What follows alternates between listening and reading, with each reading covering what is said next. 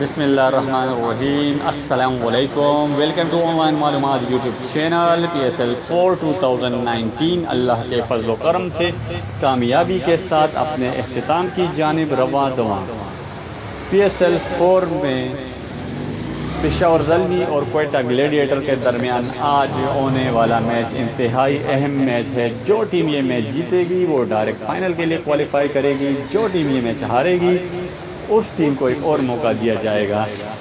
دوستو، سب سے پہلے اس میچ کے بارے میں بتانے سے پہلے میں پاکستان آنے والے تمام انٹرنیشنل پلیئر کو دل کی گہرائیوں سے خوش آمدید کہتا ہوں، اور پاکستانی عوام کا بھی بہت ہی شکر گزار ہوں جنہوں نے انٹرنیشنل پلیئر کو زبردست طریقے سے ویلکم کیا، خاص کر کراچی کے عوام نے۔ کراچی کے عوام جو کہ زندہ دلی میں ایک مثال رکھتے ہیں، کراچی کو بھی ریشمی کا شہر کہا جاتا ہے، اور آج کل PSL کی وجہ سے اس شہر کی رونقیں دوبالا ہو گئی ہیں۔ دوستو، اب اس میچ کے حوالے سے آپ کو بتاتا چلیں کہ پاکستان سپر لیگ کا یہ میچ جو کہ پشاور زلمی اور کوئٹہ گلیڈیٹر کے درمیان کھیلا جا رہا ہے، یہ پاکستانی وقت کے مطابق شام 7 بجے شروع ہوگا۔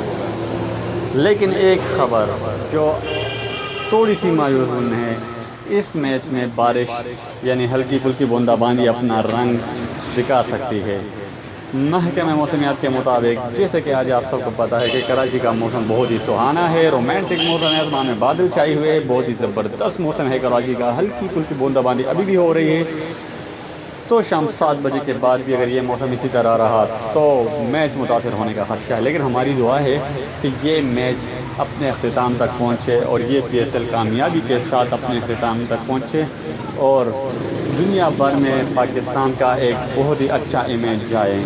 PSL کے یہ آخری میچز بہت ہی اہمیت رکھتے ہیں، کیونکہ اس کے بعد کوشش کی جا رہی ہے کہ اگلا پورا PSL پاکستان میں ہو، اور اس بار PSL میں تمام ٹیموں کے انٹرنیشنل پلیئر پاکستان آئے ہیں، جن کا پاکستان پر بھروسہ ہمارے لیے بہت ہی زبردست بات ہے۔